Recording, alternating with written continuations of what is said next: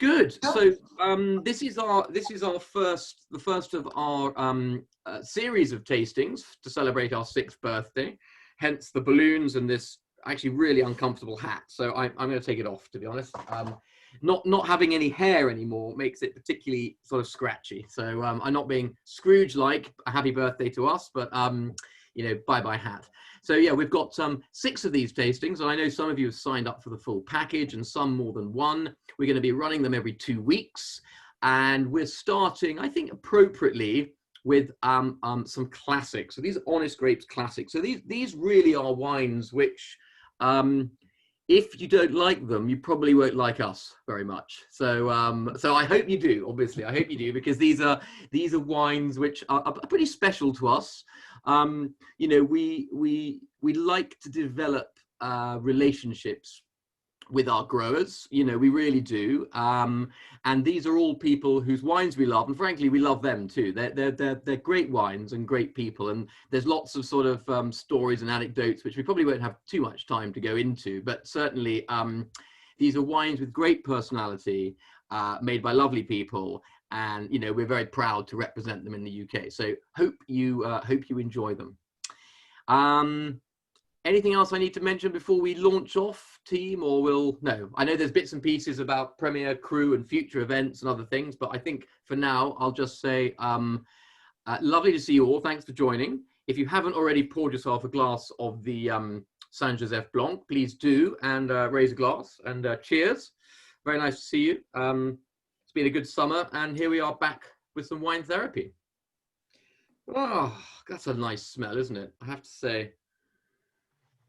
So who, well, a quick show of hands, who drinks a lot of Northern Rhone white wines? Hands up.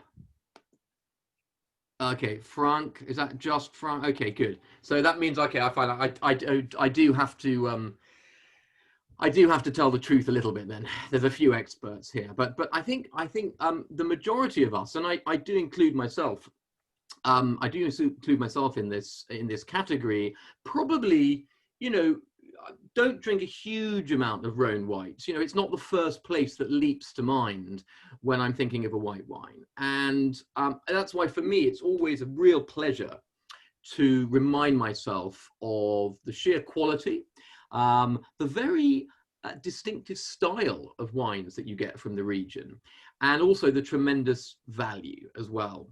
So we're beginning with our lovely Saint Joseph from Lionel Foley. This is the 2018. Just checking that. Yes, it is. Good. And it's got a hell of a nose to it. I mean, the first thing when you stick your nose in there, I mean, you're definitely it's gonna create an impression. This is not a light, delicate, very, very sort of anemic nose. This is powerful. This has got a lot of oomph to it. And Northern Rhone whites, by and large, they are pretty full. They're pretty full on the nose. They're very aromatically complex. They're spicy. They're rich. They're lush. Very peachy perfume. Getting some sort of notes of toffee apple as well. Apricots, that sort of thing. You know, this is a good, rich nose, and we're right up here in the northern Rhone in Saint Joseph, and there I wonder if there was anyone here this evening who joined us for one of our very first. I think it was actually our second virtual tasting with Lionel, who joined us from I think it was his daughter's bedroom, which had the best Wi-Fi in their home in the Northern Rhone, and he's a great guy. I think they are now it's only second generation. It was his father who started the Domaine in 1979, and Lionel has slowly but surely taken over, and they are a classic example of really good, really exciting artisan producer, the sort of new breed of the old school. So, you know, really pulling back on the new oak, big oak, but most of it old, concentrating on getting a great purity of fruit, but also this incredible richness. So, you know, I think the nose leads very clearly onto the palate. You know, you're not getting in too many surprises between the nose and the palate. That having been said, I want to take another sip, so excuse me.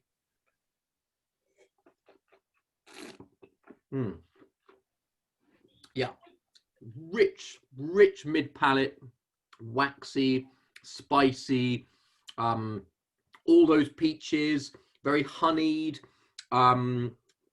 What's interesting, I'm just going to let someone. India is coming in. What's really interesting for me about the palate is, you know how Sauvignon Blanc you tend to feel in a very linear fashion. You know, you feel it on the front of the mouth with all this immediate sort of citrus character, and then it bursts sort of straight along to your gullet with a load of acidity racing up the sides of the jaw. Whereas this is much more gentle. This is much more mid-palate richness, you know? It doesn't have the same acidity. And this is something I think is important to understand with Rhone whites, whether you like them or are less familiar with them. This is pretty typical stylistically, whether they are the Viognier based whites of Cambrieux, or in this instance, the Marsanne-Roussanne blend that is typical in Saint-Joseph, and of course in Hermitage as well, Hermitage Blanc. So you do get grape varieties which have relatively soft acidity, and this is what makes it makes these quite difficult wines to do well, because when it's hot, and it is pretty warm here, you know, these are elevated vineyards, but they get very, very ripe fruit. We're just south of Lyon, and there's plenty of sunlight hours, plenty of photosynthesis, very ripe fruit. You've got to pick them at the right time. If you leave the grapes on the vine too long, you lose the acidity, and they start to taste a bit kind of soapy and flabby, and they lose the tension. And if you don't leave them long enough, then you don't get enough phenolic ripeness, enough kind of character. But when they're good, like this, from a brilliant vintage like 18, you've got something really quite exciting, but really quite different as well. Lionel has about 17 hectares, so, you know, not big, not small, sort of medium size. These very steep slopes that you find on the banks of the Northern Rhone in particular. These vines were planted in right at the beginning of the Domaine's life. So these vines were planted in between 79 and the younger vines through to 98. So a good spread of wisdom and vivacity. You know, young vines for the latter, old vines for the former. You're south-facing, so very rich. It's, you know, if you look at the road, and I'm not doing maths tonight because I'm rubbish at them, but also we just don't have enough time. But trust me, the Rhone, very steep at the top, winds around. You know, you get this wonderful patchwork of vineyards which faces in all sorts of different directions. This is a thoroughly south-facing slope in Saint-Joseph, and you can tell because you've got a hell of a lot of ripeness and richness here. And it does 10 months on the lees. So you're getting even more texture and flavor and aromatic complexity. And then it does, well, 30% of the blend is aged in a combination of 1, 2, 3, 4, and 5-year-old oak. And the other 70% is kept in stainless steel. So, you know, at most, oh boy, hang on. I've just talked myself into doing some maths I can't do. Basically, a fifth of the oat component, which is 30% of the wine, is new. So there you go, Nathan. Over to you. Come on, math boy. No, all right, fine. Anyway, whatever that is, someone else 20%. 20%. 20% is new oak. No, less than that. If it's 1/5 of 30%. Anyway, whatever. Doesn't matter. 6%. Thank you. Very good. So 6% only new oak, which I think is important because you really want what freshness is there to come out nice and strongly. It was the baby cannon who was distracting me. The baby cannon, yeah. A few other last little bits about the grapes here. I mentioned we've got Roussanne and Marsanne. It's about 60% Marsanne, 40% Roussanne. Roussanne is what gives the sort of richer, nutty spice character, a touch of ripe pear. And then the Marsanne is, it's a slightly later ripener. And this has got slightly more of the herbal character, more of the florality on the nose, those white flowers, kind of peach blossoms. And then this sort of, there's a slight nuttiness as well, a slight nuttiness there as well. And I think importantly on the finish, a good bit of salinity. That's what you need to keep the freshness. You don't have high acidity, but you're really pulling out some of the kind of mineral quality of these elevated slopes. Gives you a nice, refreshing, succulent minerality. So quite a powerful wine, definitely a good foodie wine. I tend to find Northern Rhone whites are really good with sushi, really good with sushi. Also, you know, completely other end of the spectrum, really quite good with roasted meats too. So roasted white meats, very good roast, sort of roast suckling pig, wonderful with pork. It's got the same kind of mid-palate density and richness that you get from a good bit of swine. So, okay. Could I just check something? This is wine 2 on my list, I think. Let's have a look. So I've got this as wine number 1 on mine. I have the Chardonnay as wine number 1 on mine. Ooh, interesting. Okay, yeah, that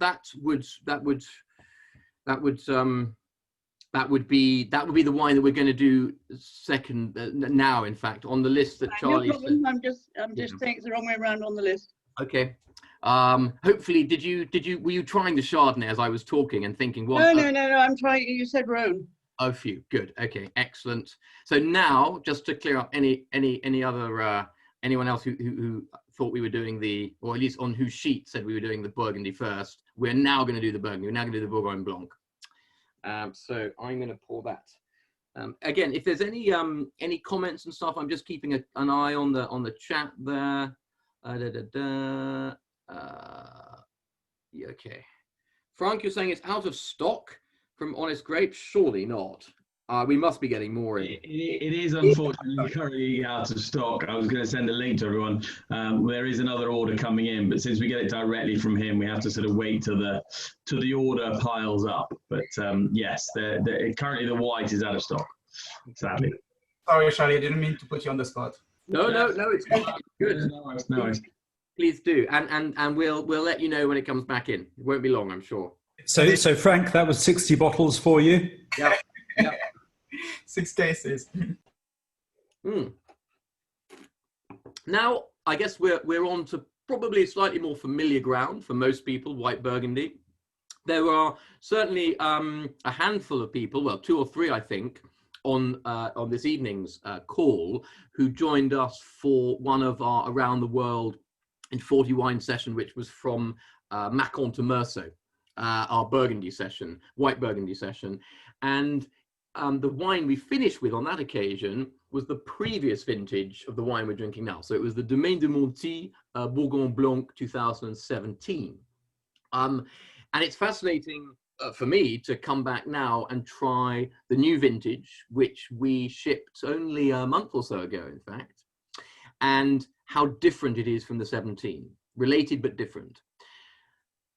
Domaine de Montille is one of the best producers in Burgundy, unquestionably, and enjoys the rare distinction of being equally well known for their whites and their reds. So they're based in Meursault, and we've developed a lovely relationship over the years with Etienne de Montille and his winemaker Brian, who's from Canada. So much so that they have done our Hospice de Beaune barrels, in fact, from the 2019 vintage last year. And they will be doing our 2020 barrels if, of course, we go ahead with the Hospice project again this year. For anyone who'd be more interested to learn more about the Hospice de Beaune and doing your own crowd-funded Burgundy barrels, then please do make a note to get in touch. It's super, super exciting. Anyway, Domaine de Montille was founded in 1730, and Hubert de Montille, Etienne's father, took over in 1947. And at the time, they had about 2.5 hectares. It was a small estate. But Etienne sort of joined his father in the mid-90s.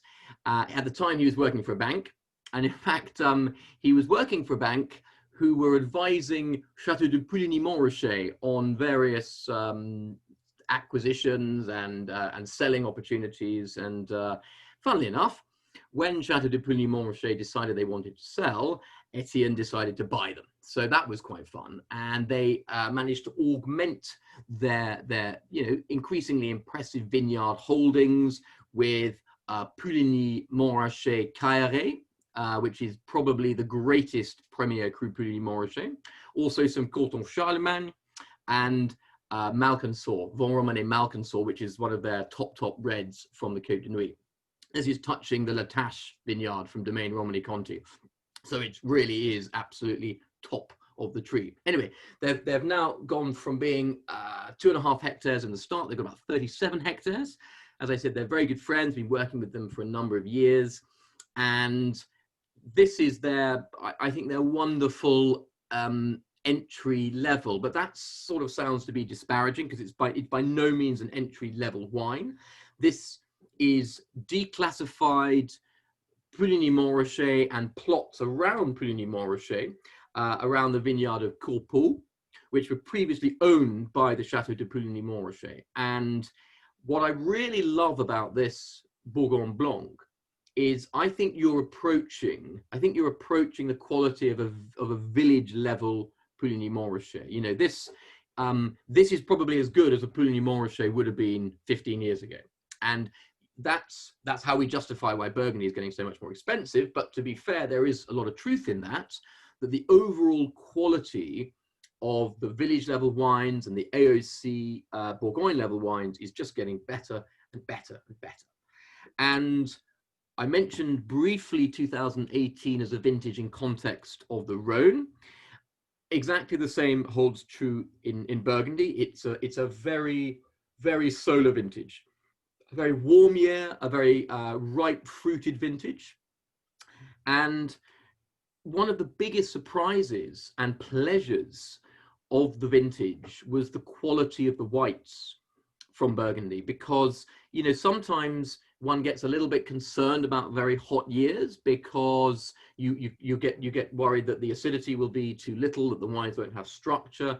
But in fact, what's happened with the 18, particularly the better sited vineyards with good reserves of water to prevent hydric stress in the very, very hot heat spikes that you kind of get in these solar vintages, is they've retained some freshness. So here, yes, it's rich and it's pretty powerful and it's toasty and it's pretty full, but there's a good salinity there, there's a good freshness, there's enough tension and structure to give the wine balance. Charlie, I've just seen that Rajesh has asked a very interesting question. I'm not going to break and deal with that, but I think it definitely deserves an answer. So you can. I'll start typing now. You can start typing now. Yeah. It basically involved Charlie with a caravan doing about 1,000 bottles a day, with a oxygen mask on in an oxygen-free environment underwater. It's very, very impressive, in fact. But well done, Charlie. So.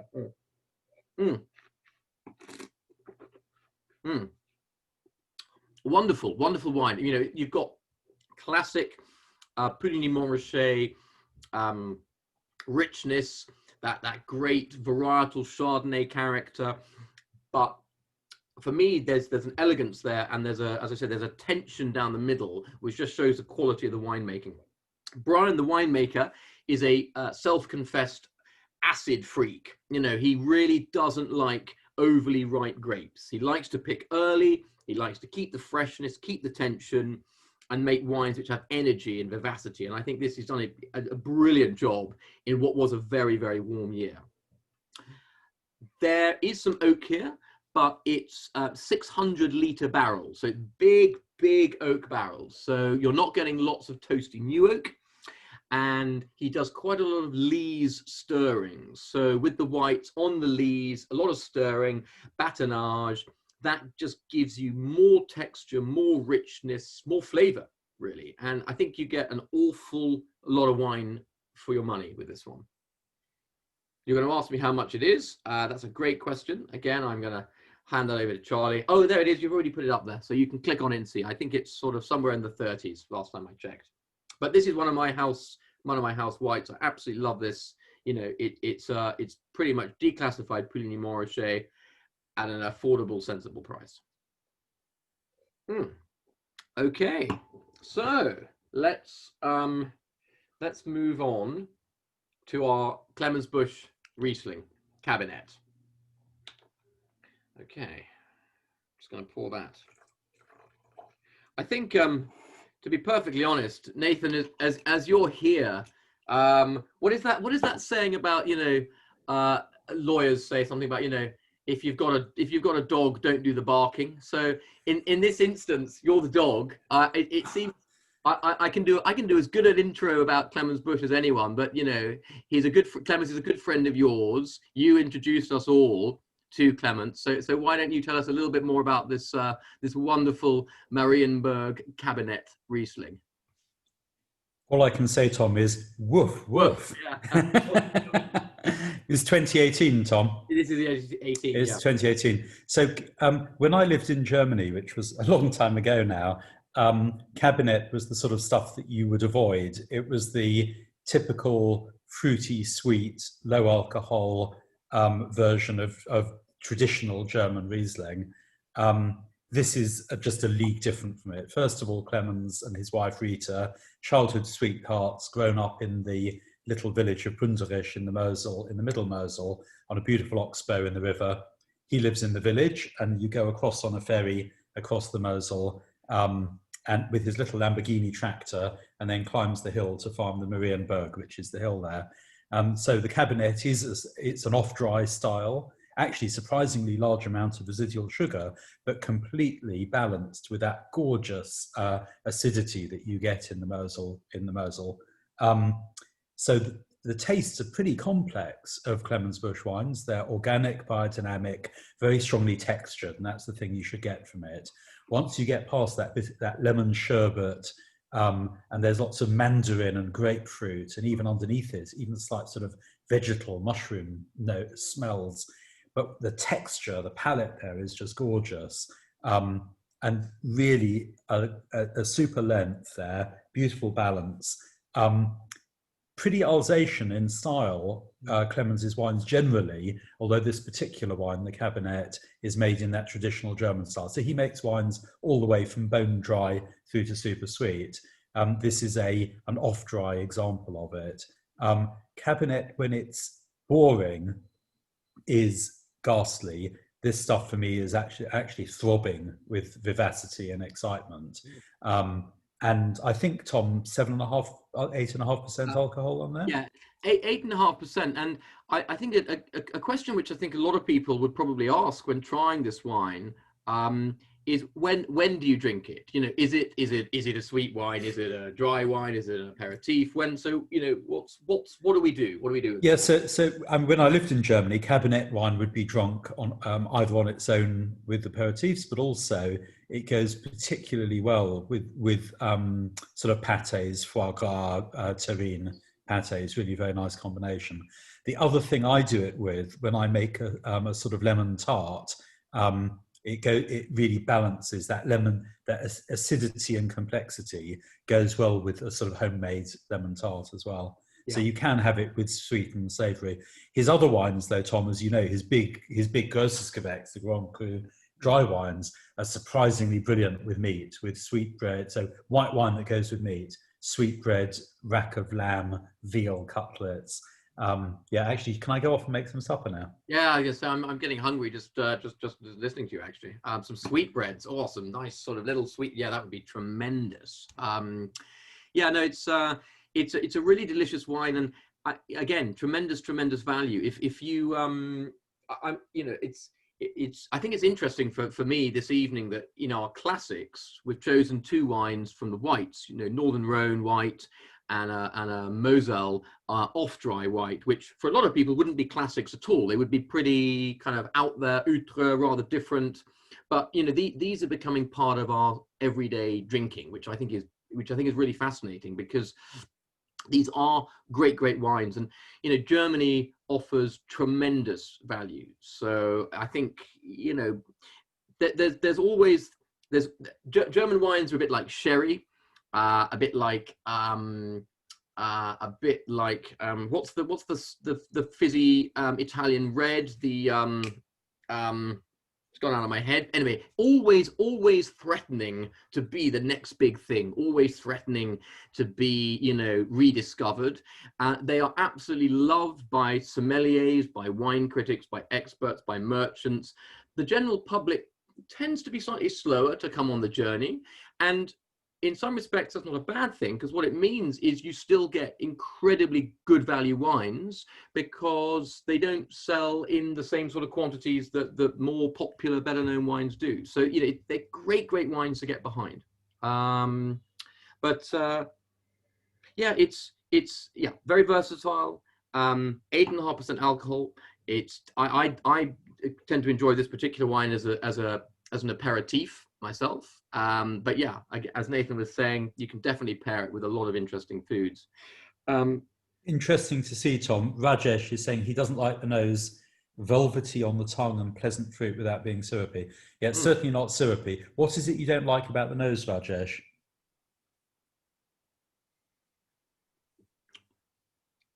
Sorry, we're unmuting. It smells a bit like petroleum. Huh. And that's very characteristic of Riesling. Yes.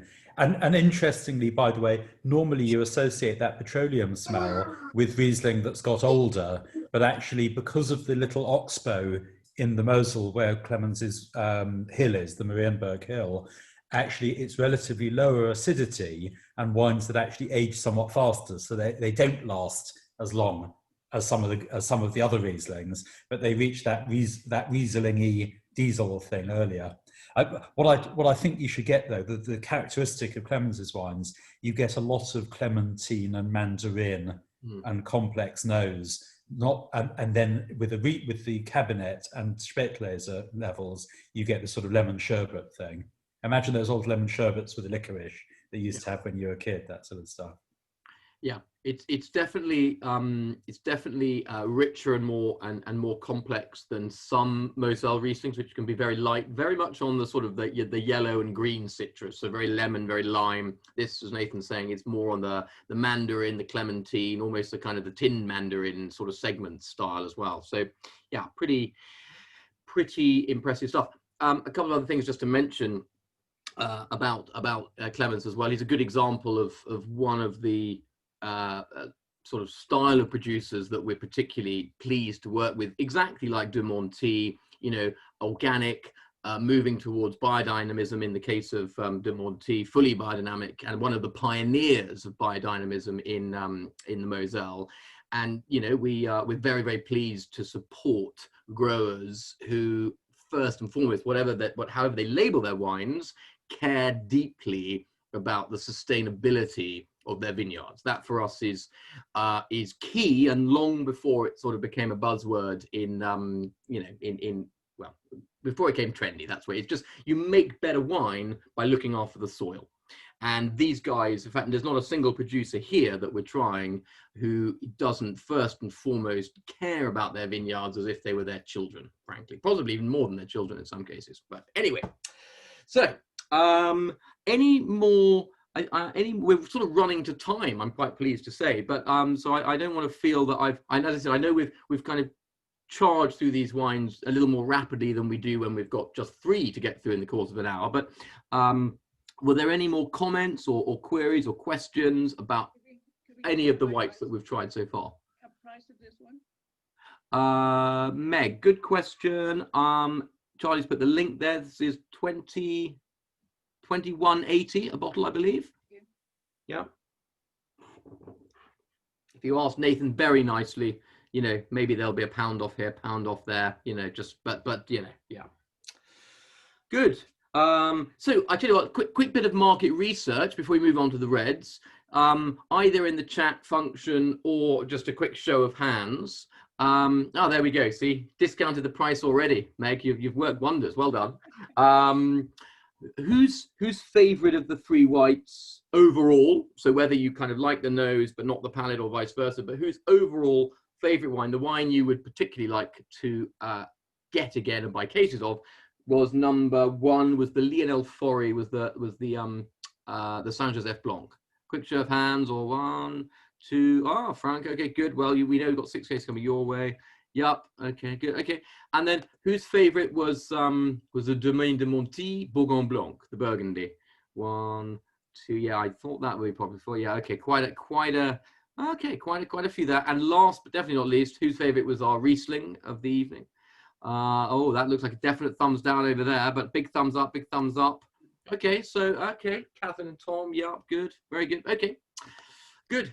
Well, as ever, with any tasting, the important thing is that there's a good array of opinion, and that, everyone likes one of the wines. If there's one wine which nobody likes, I always get pretty disappointed. I'm like, well, why did we bother doing it? Luckily, I can genuinely say I can't remember the last time that happened. So, hopefully tonight won't be the night as we move on to our reds.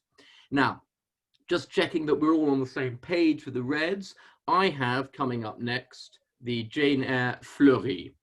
So I'm not sure what's on your sheet, but hopefully that's what it is. If it isn't, that's what we're doing now.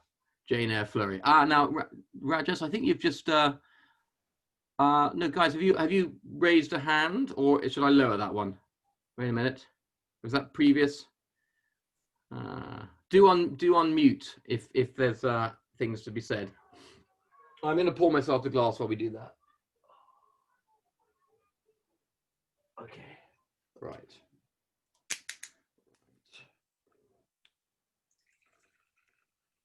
Okay. All right.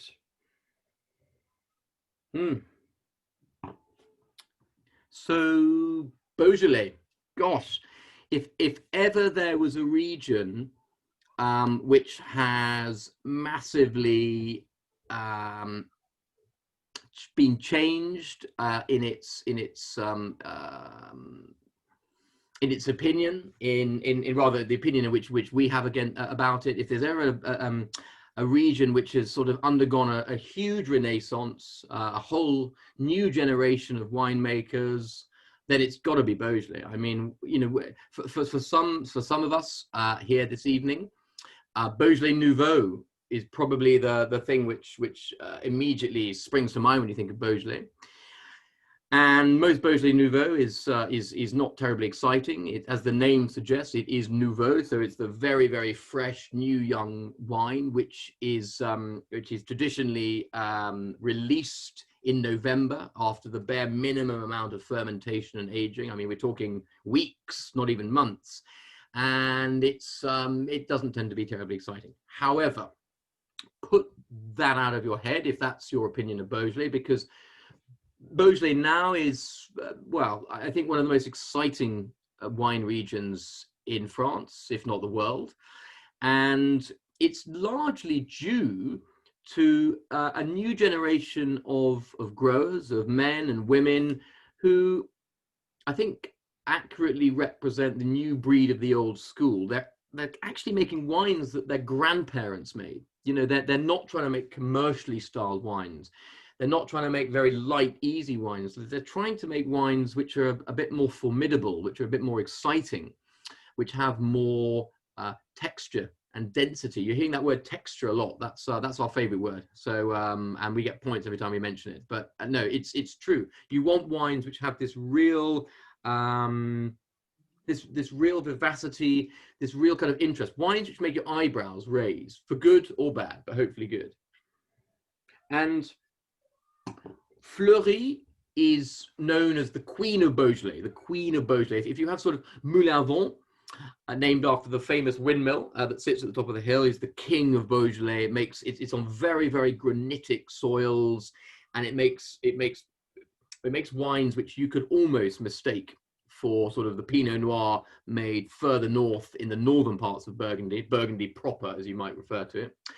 Fleurie tends to be a little softer, a little more aromatically open, and lots of lovely soft and yet still crunchy, bright fruit, especially when it's made by a producer like our dear friend Jane Eyre. The grape is Gamay, in case you weren't aware. It's not Pinot Noir. When we talk about Burgundy, generally the whites, as we tried second of all, is Chardonnay, and the reds are Pinot Noir. But when we drop down to Beaujolais, the grape changes to Gamay. Wow, I mean, that's got quite a powerful nose, quite a powerful nose. I mean, alcohol-wise, it's only 13%, but a bit like the Saint Joseph Blanc that we tried at the start, this is not a wine without presence. It immediately gives you something quite impressive, quite spicy. Really very intense, kind of small berry character, lots of black cherry as well. And I definitely get this sort of cacao nibs, not quite chocolate. It's not chocolate like a Merlot, sweet chocolate, but like cacao nibs, and maybe blueberries as well. For me, it's a very, very appealing nose.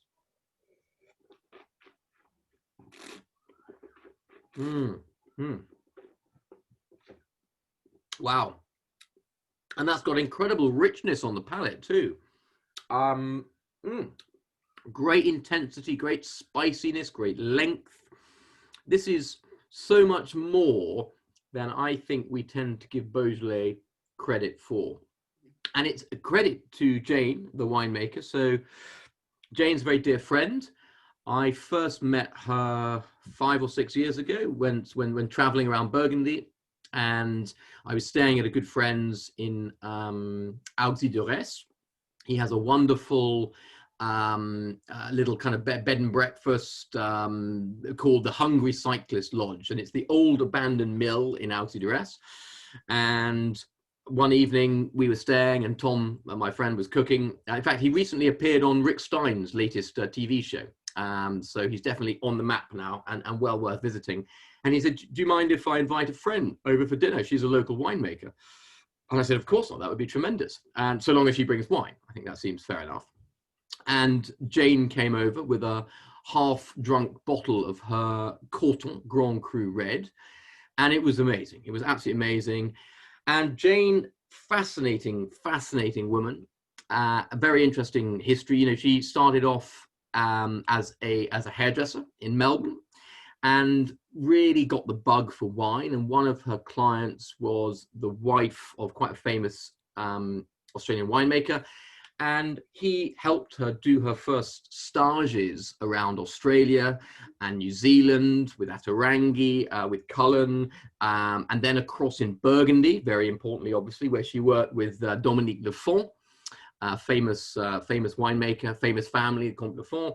And she even worked in Germany, just to keep our German link, with hang on, wait a minute, it'll come to me.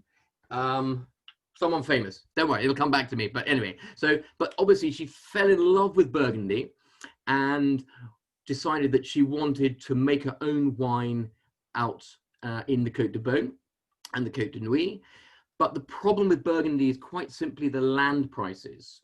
The prices are astronomical. Trying to, it's like London property prices, frankly. It's very, very difficult to get a toehold in such an established region when you're a brand new producer. So what Jane does, and I think she's probably first amongst this new breed of micro-negociants, is what they're called. So these are young winemakers who don't necessarily own the vines that they farm, but they have long-standing contracts with the owners to look after the vines and make wines from them. So it's not just a question of buying fruit. They will actively play a very important part in looking after the vines, in deciding when they're going to be picked. And obviously everything after that is entirely down to them. So, Jane makes really, really lovely, supple, very fresh, I would say, aromatically complex, but also, thank you, Ernie, loosen Yeah, also Lucen, but other people as well. Thank you, Nathan. But yeah, there was someone else too, big as well as Lucen. Of course, Ernie's great, but anyway. So you know, we've been working with Jane for 4 or 5 vintages now, and she started making Beaujolais about 3 years ago, and this Fleurie is always on our list now. We really, really like it. She does 5 barrels, or she did 5 barrels in 2017.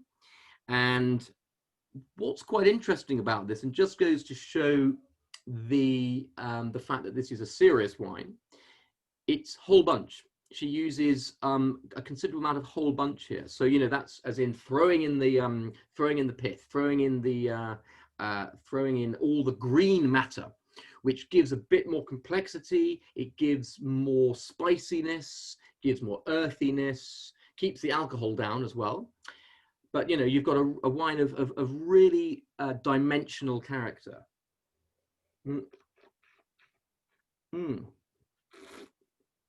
What's also quite interesting about this wine is that whereas we had our white Burgundy was from 2018, our red Burgundy, Beaujolais, is from 2017. So back-to-back vintages, but very, very different in style.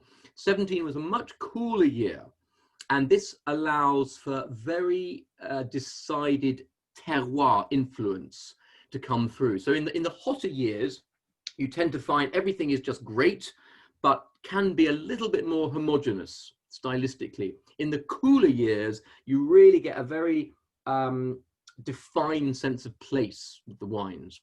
And I think you get this tremendously with Jane's 17s. And this Fleurie is quintessential Fleurie. It's just made for me at a level which is not common in Beaujolais. Increasingly becoming a little bit more, you see it a bit more, but I think Jane is leading the charge with her wines and making really, really exciting Beaujolais. I'm just checking if there are any comments. Not to your taste, Wendy and David. Fair enough.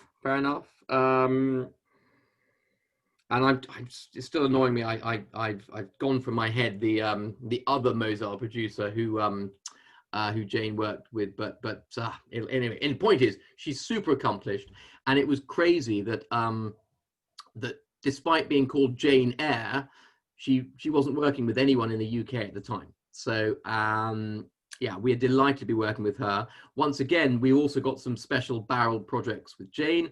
We crowdfunded her first barrel of Grand Cru Charme Chambertin earlier this year, just a single barrel, flew, it literally flew, shares in that barrel, absolutely rocketed, and that is super, super exciting. Okay, so now we're moving out of France and across into Italy, and another favorite wine, another favorite producer, San Leonardo, and their Terre di San Leonardo 2016. Right. Okay. Tom, how long have you been working with San Leonardo? Well, now you, I know. A long time, a very long time, since before I had a beard. So that's more than 10 years, basically. More than 10 years. And even Anselmo had only had his beard for about 6 months when I met him. So I like to think, you know, we developed beards together, we developed a relationship together, and it's been very, very fruitful. Just pouring my little glass here. There we go.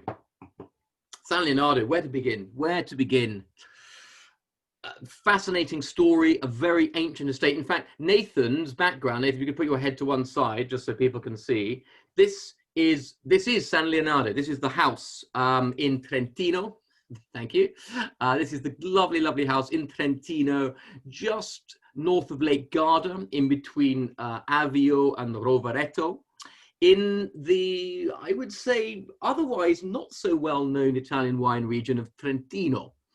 Which, you know, when you ask people about the famous wines and famous regions of Italy, Trentino doesn't immediately spring to mind. It is very well known for one particular producer, which is actually on the other side of the valley from San Leonardo, which is the Ferrari family. So this is Ferrari, not the cars, but the Trento DOC, very, very good sparkling wine. One of Italy's fine. Forget Prosecco, forget Asti Spumante, forget even my lovely Franciacorta, but you know, Ferrari and Trento makes incredible, the equivalent of champagne in Italy. It's very, very good. Trina, I've just seen your comment. You're going to Northern Italy on Friday. Are they doing tasting moment? Let me check. I'd be delighted to check. If they are, and you can go, you must. You absolutely must. It's a fascinating place. I mean, it's so full of history. So full of history.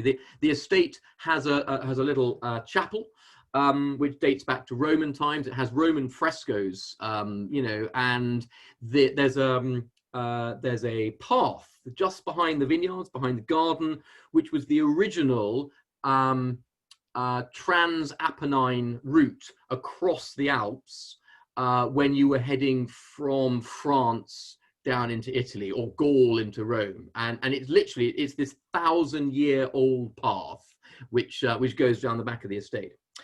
I could get carried away talking about the history forever. I won't. We'll move on to the wine.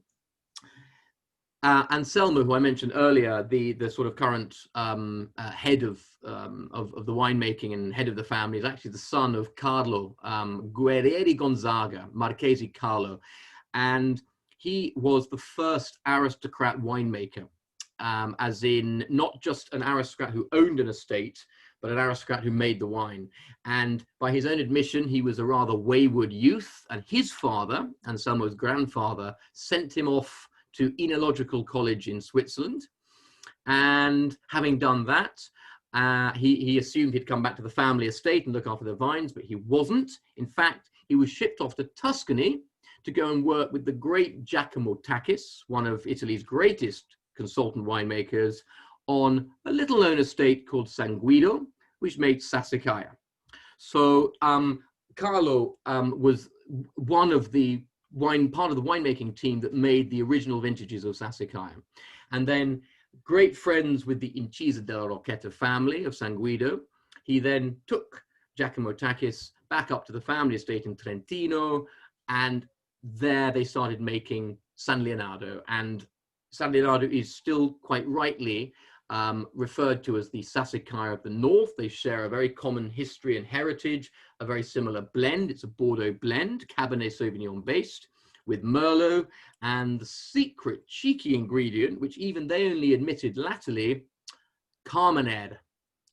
So Carmenere was actually, well, it wasn't illegal in Italy, but it wasn't necessarily a permitted grape variety to mention. So for many, many years, they called it Cabernet Franc, but it was actually Carmenere, sort of intermingled with the Merlot, which shouldn't come as a tremendous surprise to anyone who enjoys good Chilean wine, because Chile had much the same issue almost until the same sort of time, till the 70s.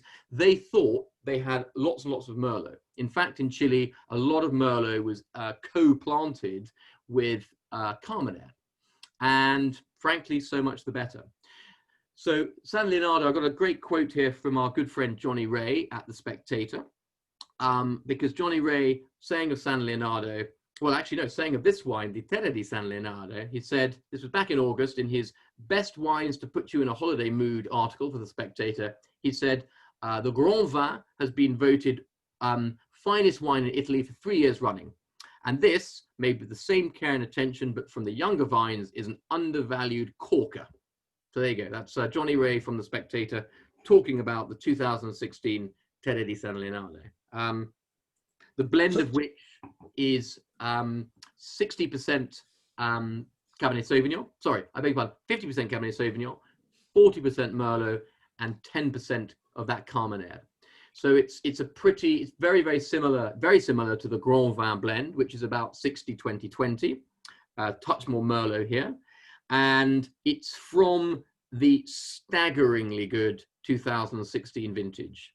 If you had to sort of, if you had to look across Europe of the very best vintages in the last 20 years or more, you would struggle not to include 2016 in the top 1 or 2, frankly. You know, when you look at it, Bordeaux, Burgundy, very good, but obviously tiny, very concentrated vintage.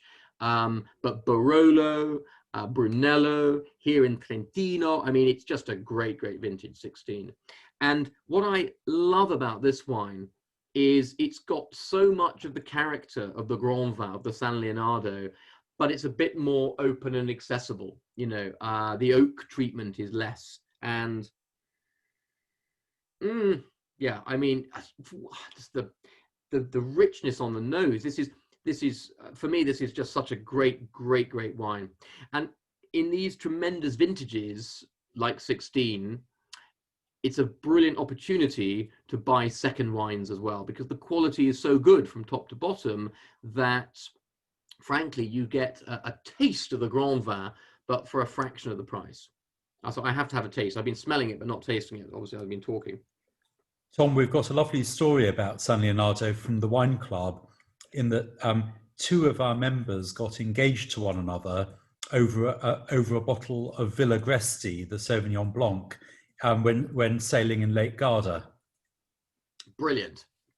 That's utterly awesome. So it's got a lovely romantic association for honest grapes. Yeah, and it's certainly been the wine at a number of weddings of club members and clients too. So you know, it's if you're trying to locate the tasting experience of this wine, then think of a Bordeaux chateau which has been picked up and plonked on the sort of northernmost shores of Lake Garda, and that's what you're getting. The wine is it's very Bordelaise in style.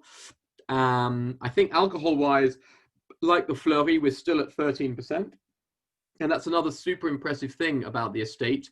I've never ever tried a wine from them dating right back to the 1990 vintage, actually, which has gone above 13.5%.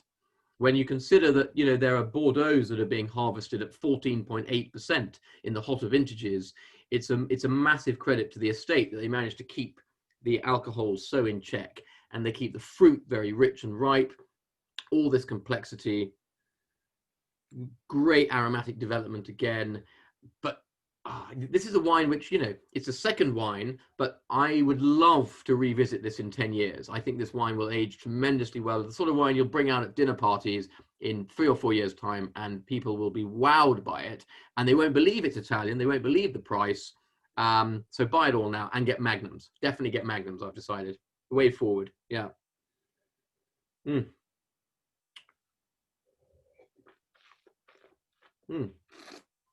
Gosh, I poured myself quite a large glass of that. These 100 ml little test tubes of ours they're pretty good size, actually. Easily does 2 people or one greedy thirsty person in my case. Unfortunately, I don't think my wife's going to be seeing much of these. So okay, so last but not least, let's do the Henchkey Henry 7. Also, again, I'm just keeping a quick eye on the comments there in case I'm missing anything. Please do keep comments and questions coming.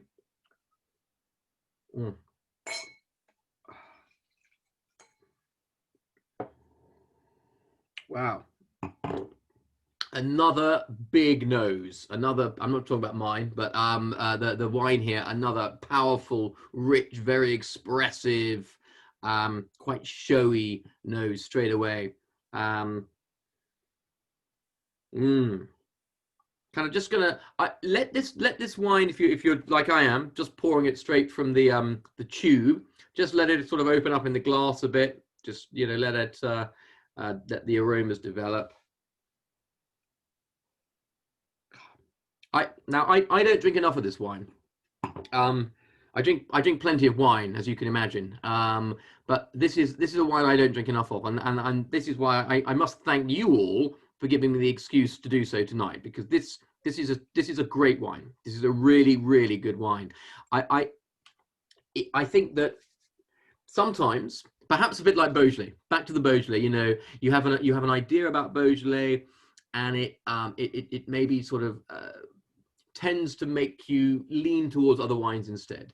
Now, I don't drink an awful lot of Australian Shiraz, and when I try this, I realized I'd be making a terrible mistake, or at least I should be drinking a lot more of this, because although this isn't 100% Shiraz, this for me is wonderfully complete and very, very typical varietal Shiraz, specifically from this region, the Eden Valley, which is one half of the wider, the bigger Barossa Valley.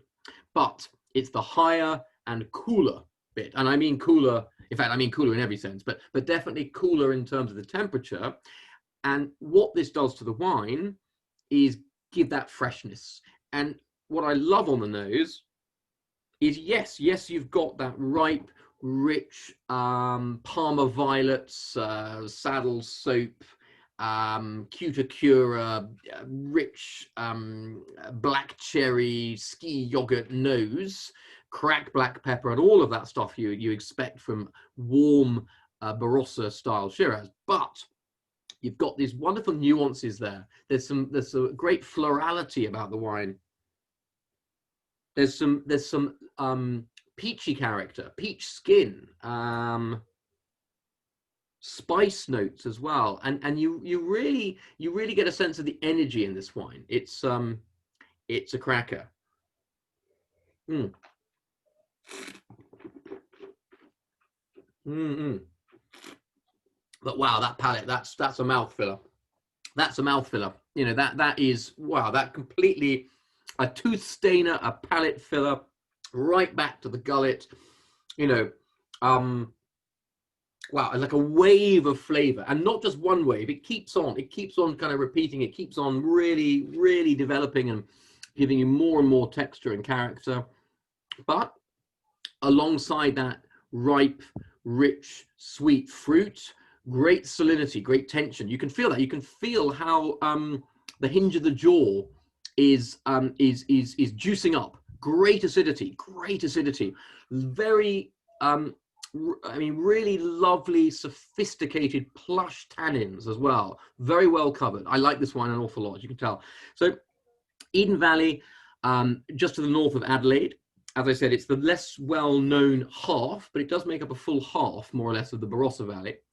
And with that elevation, with that slightly cooler temperature, you just get more freshness and more definition. Now, Henchkey, the producer, I mean, you know, everyone knows Penfolds Grange, probably the most famous of Australia's top Shirazes. Number two, I'd say number two is definitely Henchkey's Hill of Grace. And the Henchkey history is pretty interesting. Johann Christian sailed from Silesia in the 1800s, and you know, he landed, having set off with his wife and children. They didn't make the journey, so he obviously, I don't know what happened, but they obviously decided a completely fresh start was the way forward.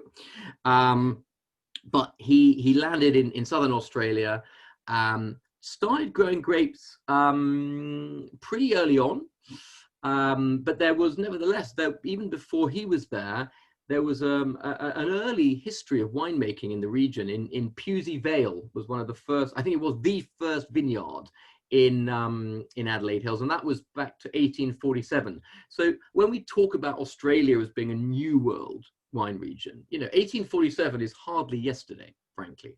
So, you know, a long and noble history of wine growing, which Johann Christian threw himself into early on, and they sold their first wines in 1860, the Henchkey estate. In 1891, they purchased the Parrot Hill Vineyard, from which, and to this day, the Hill of Grace, their top Shiraz is made. And if you haven't tried that, then, wow, well, I mean, to be honest, you're like most of us, because it's very, very rare, terribly expensive, but wow, it's a tremendous wine, and definitely worth trying to get hold of. Now, the Henry VII, as I said, it's not 100% Shiraz. It's a fascinating blend. It's about 2/3 Shiraz with 15% Grenache, 10% Mourvèdre, or Mataro, as it's more commonly known in Australia. So far, that blend should say to you Chateauneuf-du-Pape, Chateauneuf-du-Pape, but probably with the Grenache and Shiraz/Syrah percentages reversed. And the other thing that we have in here, which is quite important, is a touch of Viognier. So I rather like the circularity of this tasting, that it brings us back nicely to the Northern Rhone. Northern Rhone Syrah, specifically in the case of Côte Rôtie, the most elegant of them all, can have up to 15% Viognier, which is a white grape in the blend. And it's that Viognier, which I notice most keenly on the nose here. That's what's giving that sort of peachy, lychee, apricotty character, the florality, the sort of, the slightly more impressive elegance. It's giving the polish on the nose. It's not just big, beefy Aussie Shiraz. There's a lovely kind of delicate touch. And that's definitely coming from the 9% Viognier white grape, which is in the blend. It's really opening up. This nose is really developing more. There's actually some of that initial kind of spicy licoricey notes are blowing off a touch, and I'm getting more of the darker fruit, the mulberry fruit coming through. It definitely, just as when Nathan was talking about the Riesling and sweetbreads, and I was thinking, yes, I could do with both of those. This definitely, I've got a big boerewurst downstairs ready to cook for my dinner, and I think what's left in this little vial is going to go very, very well with that. In fact, it's definitely got the it's definitely a food wine. In terms of the name, it's named after Henry Evans, who planted the vineyard in 1868, so another of the kind of early pioneers out here in Caneton, which is where the Henchkey estate is based.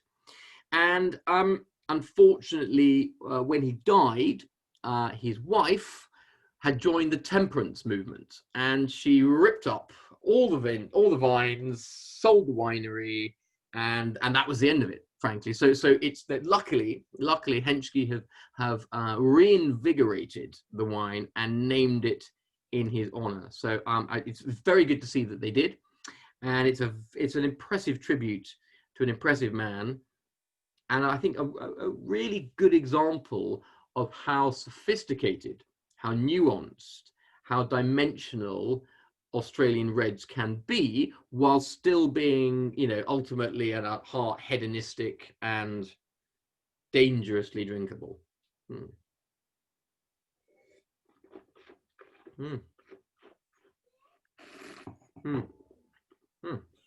Yeah, wow. And I think, well, I know this ages very well, a bit like the San Leonardo. 16, fabulous vintage in Australia. Very concentrated, very rich. If you have patience, which I don't, but luckily I keep a lot of wine nowhere near the house, then keep the wine away, revisit this in 5 to 10 years time, and you'll have a lot of pleasure. Nathan, you're drinking the 07, I believe. Yes, so Alfred and I visited both Henchkey and Penfolds in, when was it, Alfred? Early 2017. It's a very big difference between Henchkey and Penfolds. So those of you who've heard of Penfolds Grange, the Penfolds style is more like a champagne style in that they're labelled South Australia. They take their grapes from all over the place and they blend them to get what they see as the perfect mixture, the perfect Shiraz for both of their top two wines, the Penfolds Grange and the St Henri Shiraz, which is rather, the St Henri Shiraz being rather more I suppose more French in style. Henchkey is very different, strictly organic biodynamic, 7 generations, almost everything single vineyard. And these wines age beautifully. I managed to find some Mount Edelstone 1994 couple of years ago, and those were absolutely stonking. And we've got I think you should be drinking the Henry 7 2016. Is that right, Tom? Yeah. I'm actually drinking a bottle of 2007 because I managed to find a few. I think we might have a couple more on the website still. We just managed to find a little batch of them. and even under screw cap, these actually age beautifully, and all of that richness and smokiness really come to the fore. Mm. And the thing about Eden Valley, has anybody here been to Barossa and Eden in Australia? Any hands up? Yeah, Oh, Rajesh, you have, okay. Okay, I think the one thing I have to say is, as you drive out of Adelaide, you go, Adelaide Hills is in one direction, Barossa and Eden are in another direction. Eden Valley is 250 metres higher than Barossa Valley. So Torbreck vineyards, that we're also great friends with, make tremendous Barossa style Shiraz, but these are very much more Eden style, with very much more emphasis on the aromatics and the purity, whereas the Barossa style is broader. Very, very different taste. Quite as you mentioned it, I'll just continue talking about Torbreck. We recently did an offer which included quite a lot of the 2017 vintage from Torbreck, and we actually do have availability left over. If you are traditionally not a New World or Aussie Shiraz drinker, then the 17 vintage is a very, very interesting year to sort of step through the door, because it's a much, much cooler year than's been seen in recent years. It was damper, a lot damper, and that has led to wines which have a decidedly more old world personality. And Torbreck, which, as Nathan was saying, does tend to make a more traditional full throttle Barossa style in 17, is actually a bit more nuanced, is a bit more Rhônish, and I love that when we find wines which defy convention, which kind of straddle the boundaries, but somewhere between Rhône and Barossa is always an exciting place to taste. Yeah. Frank, you've got to leave us. Thanks for joining as ever. I know, so we've overrun a little bit, but not by too much. Officially done on the wines. I'm sure or hope there might be some comments or questions. I'm not going to disappear off immediately. So thanks a lot, Frank. Cheers. Best to Linda. But if and Charlie, good luck with your tasting this evening. I think you're hosting another one. The busy Honest Grapes team. No rest for the wicked. So please, please, if you've got comments or questions, now is the time to fire them off. Also, just before I hand over to you guys, I know Luke is here as well, and we've got quite a few fun bits and pieces coming up, not just in terms of tastings, but for our premier crew members. Trina, great to see you, and various cool things going on to celebrate our 6th birthday. So please, if anyone would like to find out more about our premier crew club, then you can see Luke there. Fire him a few questions or get in touch with him. Good. So over to you guys. Anything to add, comment on these wines?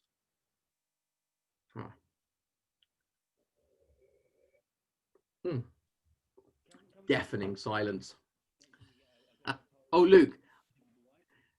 Oh, Luke, you weren't muted, but you were you're quiet. You might need to bellow. It's quiet. Okay. We do a poll on who likes which red best. So like we did with the white, I'd be fascinated to know. Yes, exactly. Let's do a quick hands up, or in the chat function. Whose favourite was the Beaujolais, the Jane Fleurie? 1, 2. Yeah, probably same.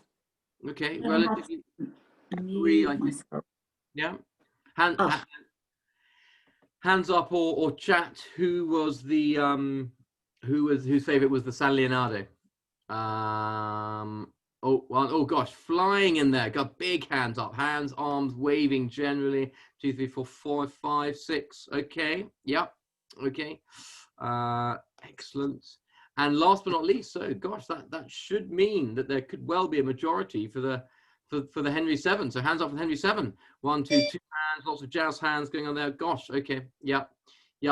No surprises in some cases, I have to say. I know this is definitely a wine which, as I said, I think it straddles genres. It's obviously from Australia, but at the same time, there's an elegance and a purity and a focus there, which, you know, is not necessarily typical of what we expect from these wines. Now, I've seen a great comment from John here. 6th birthday, one of the top 6 experiences you've had with wine. Wow. Well, that is a brilliant question. I think 78 Giacomo Conterno Monfortino Barolo in Magnum at my favorite restaurant in Piemonte. That was a few years ago. It was pretty special. Finding a bottle of 1945 Mouton Rothschild right next to a bottle of 1937 Calon Segur, which lovely label, terrible wine. Well, I mean, just the bad vintage and a shot to hell. And right next to that, a bottle of Ernest and Julio Gallo Blush Zinfandel from the 80s. This was during a cellar clearance, best part of 15 years ago. And, you know, in this crazy wine rack, the craziest wine rack imaginable, in the middle, bottle of 45 Mouton Rothschild, which I think I sold for a pitiful £3,500 at the time. It's now worth about 10. So, you know, drinking 45 Mouton, I have to say, was obviously had to, you know, come alongside as number 3. Biggest surprise, 1918